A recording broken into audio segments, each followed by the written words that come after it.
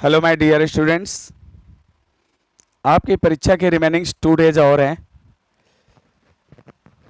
Video exam 2018 री exam आपका 2 दिन शेष रह गए हैं।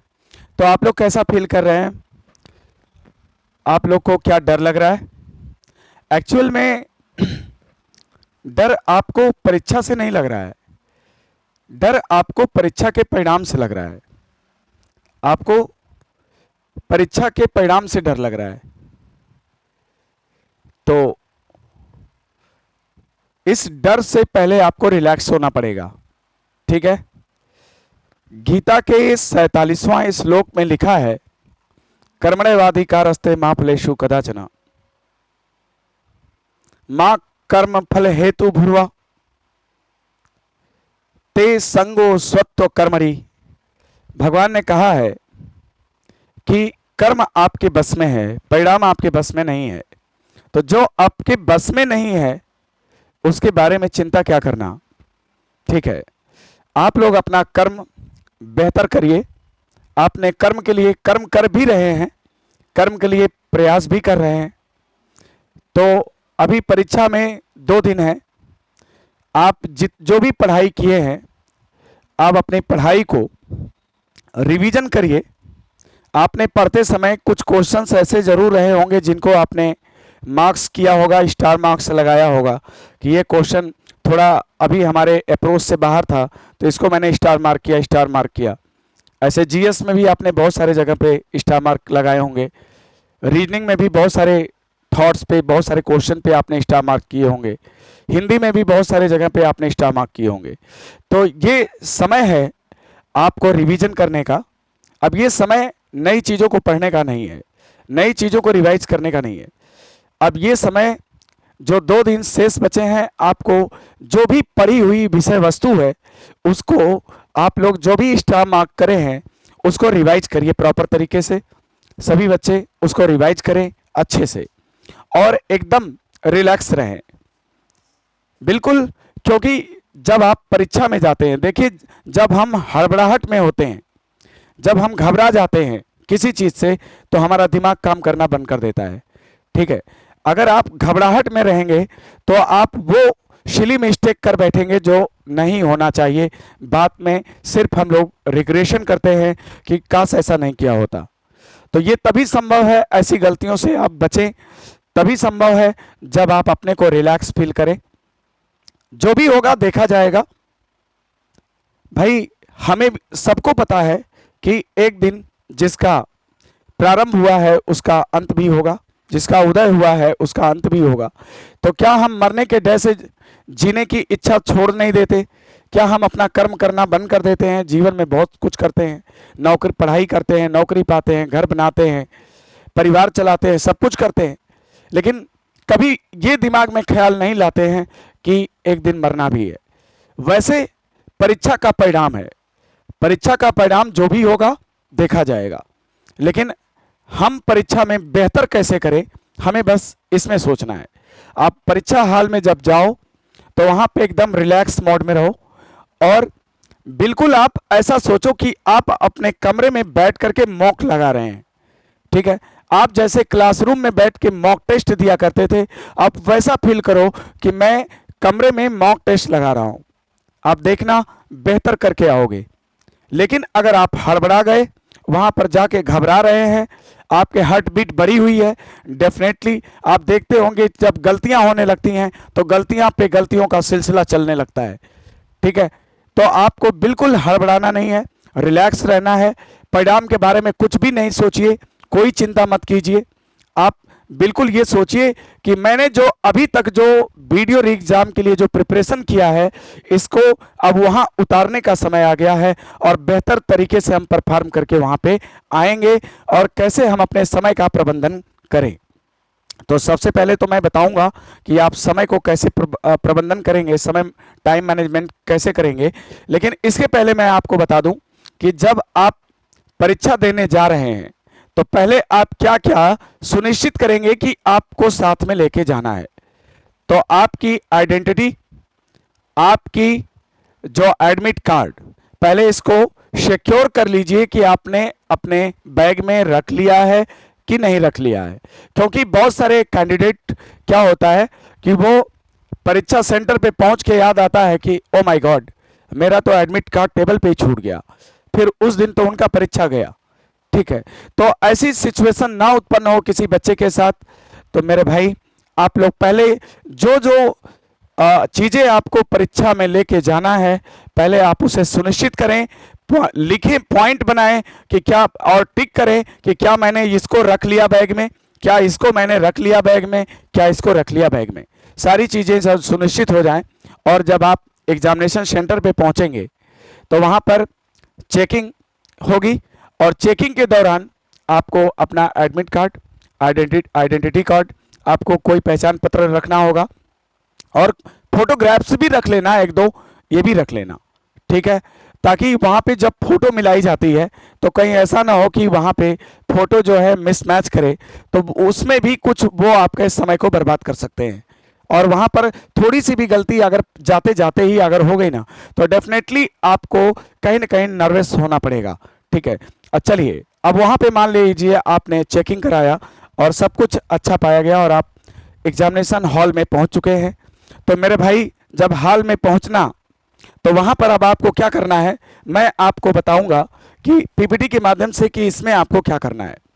आपके नोटिफिकेशन में पॉइंट नंबर 6 दे रखा है कि वहां पर परीक्षा केंद्र में मुख्य प्रवेश द्वार पर सुरक्षा जांच के समय किसी भी अभ्यर्थी के प्रवेश पत्र, पहचान पत्र और उपस्थिति अभ्यर्थी की फोटो में किसी भी प्रकार की भिन्नता नहीं पानी जानी चाहिए।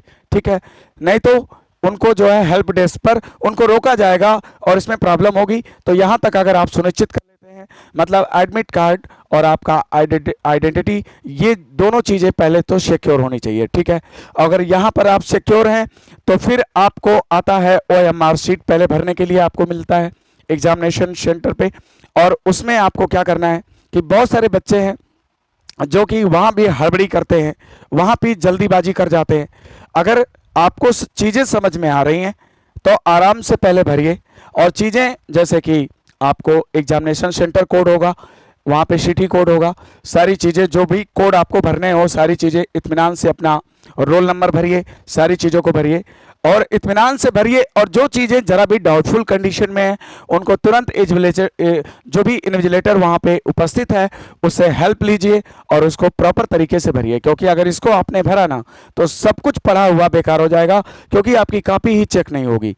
अगर आप इसको ओवल करते हैं तो मेरे भाई, ओवल करते समय कंप्लीट ओवल करना है। कुछ बच्चे इस तरह का ओवल करके छोड़ देते हैं, तो ऐसा आपको नहीं करना है।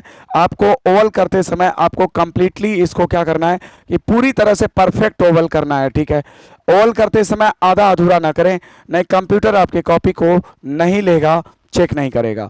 प्रॉपर आपको वहां पे क्या करना है, प्रॉपर तरीके से जो भी है उसको प्रॉपर ओवलिंग करना है। ठीक है, ओके। तो इस तरह से आप अपने जो आपको OMR शीट प्रोवाइड की जाती है उसमें इस बात का सिक्योर करेंगे कि पूरी तरह से आपने कंप्लीट ओवल किया है कि नहीं किया है। राइट, इसके बाद अब आते हैं पेपर करते समय बच्चे क्या गलती कर सकते हैं, क्या नहीं कर सकते हैं। आपका जो परीक्षण होना है उसमें 3 विषय का परीक्षण होना है: हिंदी, परिज्ञान एवं लेखन योग्यता, सामान्य बुद्धि परीक्षण यानी रीजनिंग, सामान्य जानकारी जनरल स्टडीज। ठीक है, प्रश्नों की संख्या 50-50 है और अंक उसमें 100 हैं और 2 घंटे आपको समय दिया गया है।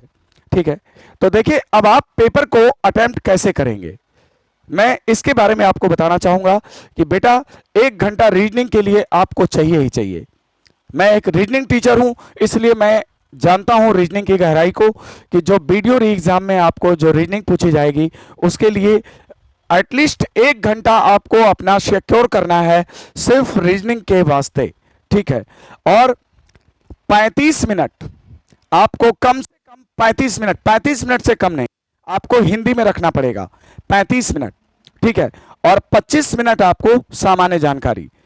और शुरुआत में ही आपको अपनी स्पीड को मेंटेन करके रखना है। ये नहीं, शुरू में क्या होता है कि बच्चे बड़े रिलैक्स मोड में आ जाते हैं और बाद में जाके हड़बड़ा जाते हैं, या पहले हड़बड़ा जाते हैं बाद में जाके रिलैक्स हो जाते हैं। तो ऐसा नहीं होना चाहिए। आपको ये फील करना है कि मैं अपने कमरे में बैठ के मॉक आज देने जा रहा हूं, ये मेरा अगला मॉक है। ठीक है, तो वहां पर आपको क्या करना है कि सबसे पहले मेरी एडवाइस है कि आप हिंदी करो, ठीक है। और हिंदी में कितना समय देना है आपको? 35 मिनट का समय देना है। 1 मिनट पर एक क्वेश्चन अगर आप करते हैं, देखिए 35 से कम क्वेश्चन आपके हिंदी में नहीं बनने चाहिए। एटलीस्ट अगर मैं 35 तीनों में अगर बात करूं, अगर आप पेपर को करते हैं तो 105 आपका बनता है। 35 का 3 गुना 105 क्वेश्चन आपका बनेगा। और 105 क्वेश्चन अगर आपने कर लिया, जो कि 105.5, जो कि 2018 का कट ऑफ था, तो आप ये बॉर्डर लाइन पे आप रहेंगे। अगर 105 क्वेश्चन आपको आ रहे हैं सही सही, तो मेरे भाई ये भी मैं कहूँगा कि नेगेटिव मार्किंग है। अगर 2 क्वेश्चन आपने गलत किया तो आपका 1 नंबर कट जाएगा। तो आपको कोई भी वहां पे अगर 105 क्वेश्चन आप सिक्योर कर रहे हो तो डेफिनेटली आपको कोई रिस्क लेने की जरूरत नहीं है, क्योंकि कोई भी क्वेश्चन पे आपको तुक्का मारने की रिक्वायरमेंट नहीं है।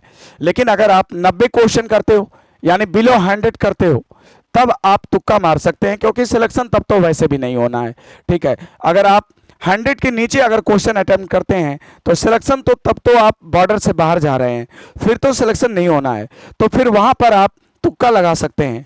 वहां पर मैं एडवाइस करूंगा कि आप तुक्का जरूर मार के आएं, क्योंकि 100 से कम क्वेश्चन आप करके नहीं आना है, ठीक है। और दूसरी चीज आपको ये मैं कहना चाहूंगा कि बेटा इसमें जब 35 आप क्वेश्चन मैं मिनिमम लेके चल रहा हूं कि एटलीस्ट हर बच्चा हिंदी में 35 तो कर लेगा। लेकिन अगर 35 प्लस करता है, 40 करता है, 45 करता है, तो आप जीएस का 5 मिनट का टाइम है, आप हिंदी को दे देना, ठीक है। यानी आप 40 मिनट दे देना हिंदी को, ठीक है। और 40 मिनट से 1 मिनट भी ज्यादा मत देना, चाहे क्वेश्चन 35 हुए हों, चाहे क्वेश्चन 40 हुए हों, चाहे 36 हुए हों। 40 मिनट से 1 मिनट भी ज्यादा हिंदी को मत देना। लेकिन अगर जरूरत पड़े तो तुम 40 मिनट हिंदी को दे देना, ठीक है। और 40 मिनट में मेरा मानना है कि अगर आपको क्वेश्चन आ रहे हैं तो डेफिनेटली आप 45-46 क्वेश्चन तक पहुंच जाएंगे। और 45 इज गुड स्कोर। अगर आप 45 कर लेते हैं तो बहुत जबरदस्त आपने पेपर किया, बढ़िया स्कोर किया है, ठीक है। तो आपको यहां पर यह बात का ध्यान रखना है। दूसरा पेपर आप कौन सा अटेम्प्ट करने वाले हैं? जीएस। दूसरा पेपर आपको अटेम्प्ट करना है जीएस। कोशिश यह करना है कि जीएस के क्वेश्चन को 20 मिनट में आप निपटा दें। 20 मिनट से ज्यादा टाइम जीएस के पेपर में आपको नहीं देना है, ठीक है। अब पहले देखिए, हर बच्चे को क्या होता है ना, हिंदी में मैथ्स की तरह आप रीजनिंग की तरह नंबर उठा सकते हैं, लेकिन जीएस में क्या है कि आता है तो आता है, नहीं आता है तो नहीं आता है। वहां पर बहुत ज्यादा थिंकिंग लेवल की जरूरत नहीं है, ठीक है। आ रहा है तो आ रहा है, नहीं आ रहा तो नहीं आ रहा। तो मैं मान के चलूंगा, मेरी एडवाइस है कि 20 मिनट आपको जीएस कर लेना है। और 20 मिनट अगर कर लेना है, अगर 5 मिनट आप इसको और देते हैं, मान लीजिए ऑल करने के लिए या किसी अन्य तरह से लग गया 5 मिनट, कोई बात नहीं, फिर आपको 35 मिनट आपको यहां पे देना है, ठीक है। फिर 35 मिनट से कम नहीं देना है, क्योंकि 35 मिनट से कम देंगे तो हिंदी के प्रॉपर क्वेश्चन आप नहीं कर पाएंगे, ठीक है। तो इसके बाद आप आते हैं और रीजनिंग की बात करते हैं।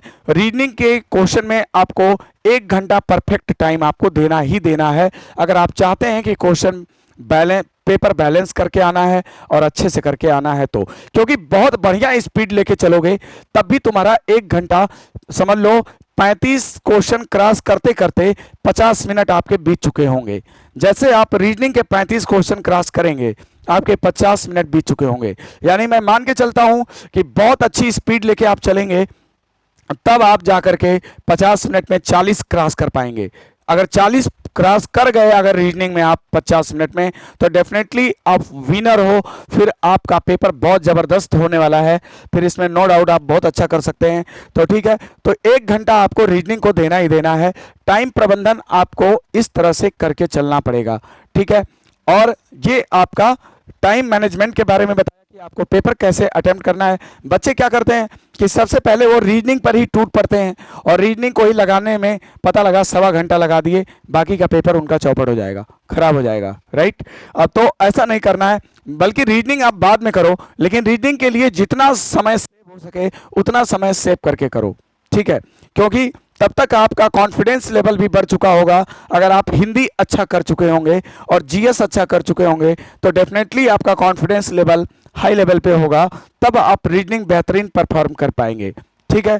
तो ये आपका टाइम मैनेजमेंट के बारे में मैंने आपको डिस्कस किया। अब यहां पर आता है निगेटिव मार्किंग। निगेटिव मार्किंग से बचना है। देखो, अगर आप 35 35 35 अगर 105 क्वेश्चन अगर आपने तीनों सेक्शन मिला करके अगर आपने सिक्योर कर लिया है तो डेफिनेटली आप जान लो कि आपको कोई भी तुक्का लगाने की रिक्वायरमेंट नहीं है। लेकिन अगर आप 100 के नीचे हैं तो मैं कहूंगा कि आप जो है तुक्का मार दीजिए। क्यों मार दीजिए? क्योंकि सिलेक्शन से आप बाहर वैसे भी हो रहे हो, तो फिर तुक्का लगाना मस्ट है। यहां पर देखी जाती है किस्मत। हो सकता है मैं भी कि कुछ क्वेश्चंस ऐसे होते हैं जो पढ़े होते हैं, डाउट में होते हैं, तो तुक्का भी एकदम तुक्का नहीं होना चाहिए कि एकदम आ नहीं रहा है बस भगवान का नाम लेके एबीसी मार रहे हैं, ऐसा नहीं होना चाहिए। यानी कि आप क्वेश्चन को पढ़े हैं, है ना, और उसमें मोस्ट प्रोबेबल जो क्वेश्चन है ना, उन क्वेश्चन को बनाने की, पॉसिबिलिटी वाले क्वेश्चन नहीं, प्रोबेबल वाले क्वेश्चन, यानी पॉसिबिलिटी से थोड़ी ज्यादा गुंजाइश हो, ऐसे क्वेश्चन को करने की जरूरत है तुक्के के लिए।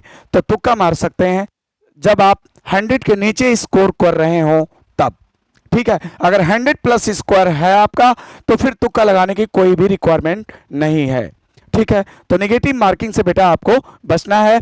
Okay, thank you. और मैं 2 दिन पहले आपको बस यही बहुत बहुत कांग्रेचुलेशन है मेरी तरफ से, मेरी बहुत दुआएं आप लोग के साथ कि आप लोग जो है बेस्ट से बेस्ट पेपर को परफॉर्म करके परीक्षा हाल में आए और सफलता आपकी कदम चूमे। Okay, thank you all, thank you so much.